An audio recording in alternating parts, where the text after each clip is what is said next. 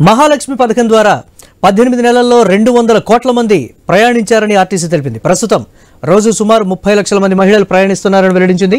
హైదరాబాద్లో రోజు సుమారు 8 లక్షల మంది సిటీ బస్సులో ప్రయాణిస్తున్నారని వివరించింది.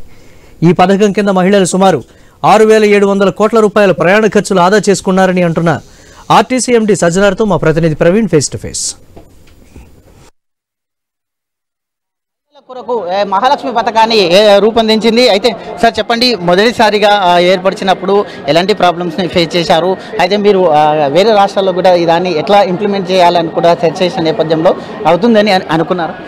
ముఖ్యంగా ఇది ఒక స్కీము డిసెంబర్ 7కి గవర్నర్ అయిన ముఖ్యమంత్రి గారు కలిసినప్పుడు చెప్పారు, ఇట్లా మనం స్కీమ్ను 48 గంటలలో లాంచ్ చేయాలని చెప్పి. అప్పుడు కొంచెం ఇబ్బంది అనిపించిన, ముఖ్యంగా మా ఒక సిబ్బంది పైన చాలా విశ్వాసం ఉండింది. ఎందుకంటే నేను లాస్ట్ ఒక ఆల్మోస్ట్ 1.5 ఇయర్ నుంచి చూశాను. చాలా కష్టపడే ఒక ప్రవృత్తి, వాళ్ళు మంచి హార్డ్ వర్కింగ్ చేస్తారు, బాగా డిసిప్లిన్ ఉన్న వాళ్ళు. వాళ్ళపైన విశ్వాసం పెట్టి మనము డిసెంబర్ 9, 2023 ఒక చారిత్రాత్మక రోజు. సో అప్పుడు వాళ్ళు ఇన్వాల్వ్ అయ్యి మనకు ఈ స్కీమ్ని లాంచ్ చేయడం జరిగింది. ఆ రోజు ఒక చారిత్రాత్మక రోజు, ప్రజా రవాణాకే ఒక మంచి మేలు జరిగిన రోజు. సో ఇనిషియలీ కొంత ఇబ్బంది అయింది, కొంతమంది బస్సెస్ లేదన్నారు అదన్నారు, కానీ బట్ డెఫినెట్లీ వచ్చే రోజు మనం అన్ని కూడా అధిగమించి ఈరోజు ఒక సక్సెస్ఫుల్గా మనము లాంచ్ చేసి ఈరోజు ఒక చారిత్రాత్మక 200 crores మనము రీచ్ కావడం జరిగింది.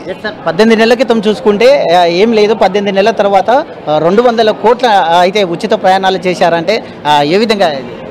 చాలా సంతోషం అనిపిస్తుంది. చాలామంది అప్పుడు మీరు అన్నట్లు ఎంతమంది ఎక్కుతారు అది ఇది అన్నారు, కానీ బట్ ఎందుకంటే మనకు రవాణా వ్యవస్థకు ఒక మేలు జరిగింది, మా సిబ్బంది కూడా మేలు జరిగింది. కొంచెం పని భారం ఎక్కువ అయినా అందరూ కూడా మేలు జరిగింది. ముఖ్యంగా మహిళలకి, ఆడపిల్లలకి, ఎందుకు ఫ్యామిలీని చాలామందితో మాట్లాడాను. చాలామంది ఈ రోజు కూడా వచ్చే ముందు కూడా ఒక ఆల్మోస్ట్ ఎమోషనల్ అయ్యి మనకు ఈ స్కీమ్ బాగా మంచి జరిగింది సార్, బాగా మేలు జరిగిందని చెప్పి వాళ్ళు చెప్పడం జరిగింది. సో అందరు కూడా అక్కడ అటువైపు పబ్లిక్ కూడా మంచి జరిగింది, మనకు కూడా యాజమాన్యానికి మనందరూ కూడా మేలు జరిగిందని చెప్పి చెప్పుకోవచ్చు.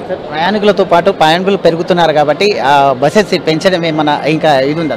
ఆల్రెడీ ఇప్పటిదాకా ఆల్మోస్ట్ ఇప్పుడు 10,000 దాకా మనం బస్సెస్ రావడం జరిగింది. ఆల్మోస్ట్ 9,000లో ఉన్న బస్సెస్ 10,000 దాకా వచ్చింది. ఇప్పుడు మళ్ళీ టెండర్ పిలిపించాను, 500 బస్సెస్ వస్తావు, 400 బస్సెస్ ఎలక్ట్రికల్ బస్సెస్ వస్తావు. నెక్స్ట్ ఇయర్ దాకా ఆల్మోస్ట్ 2,800 ఎలక్ట్రికల్ బస్సెస్ కాబోతున్నాం. ఆల్మోస్ట్ ఐ థింక్ వచ్చే రోజు నెక్స్ట్ ఇయర్ దాకా 12,000 పైన మన బస్సు అవుతుంది. చాలా అందరికీ, మహిళలు కావచ్చు, ముఖ్యంగా జెంట్స్ కావచ్చు, వాళ్ళందరూ కూడా మంచి వెసులుబాటు దొరుకుతుంది. గతంలో నుండి కూడా కొన్ని సమస్యల నుండి ఉన్నటువంటి ఆర్టీసీ ఇప్పుడు ఏ విధంగా ఆ సమస్యలను అధిగమిస్తుంది? డెఫినెట్లీ మనకు ఈ స్కీమ్ రావడంతో మనకు నెల బాగా రీంబర్స్మెంట్ కావడంతో బాగా మంచి మనకు అమౌంట్ రావడంతో మన సిబ్బందికి పెండింగ్లో ఉన్న బకాయిలు కావచ్చు, ఫెసిలిటీస్ కావచ్చు, అన్నీ కూడా ఇవ్వడం జరిగింది. సో దాంతో కూడా మనకు మంచి జరిగిందని చెప్పుకోవచ్చు. చివరిగా ఏం చెప్తున్నారు సార్ రాష్ట్ర ప్రజలకు?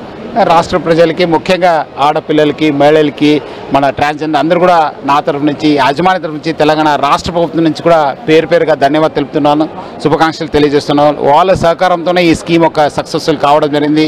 చాలామంది ఏదేదో అన్నారు, కానీ బట్ నాకు మాత్రం చాలా విశ్వాసం ఉంది, ఇది చాలా మంచి మేలు జరిగే స్కీమ్ అని చెప్పి. సో వాళ్ళందరూ కూడా పేరుగా ధన్యవాదాలు తెలుపుతూ వాళ్ళు అదే విధంగా మాకు ప్రోత్సహించాలి. మీరందరూ కూడా మీ ఒక సుఖకరమైన ప్రయాణానికి, సురక్షిత ప్రయాణానికి, సంతోష ప్రయాణానికి మా టీజీఎస్ఆర్టీసీ బస్సులో ప్రయాణించాలని చెప్పి పబ్లిక్ అందరూ కూడా, ఇక్కడ మేల్ కావచ్చు, ఇక్కడ లేడీస్ కావచ్చు, అందరూ కూడా మా బస్సులో ప్రయాణించాలని చెప్పి నేను కోరుతున్నాను.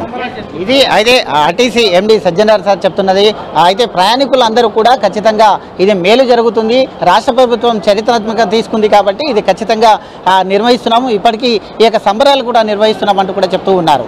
కెమెరామెన్ హనుమంతుతో ప్రవీణ్, హై న్యూస్, హైదరాబాద్.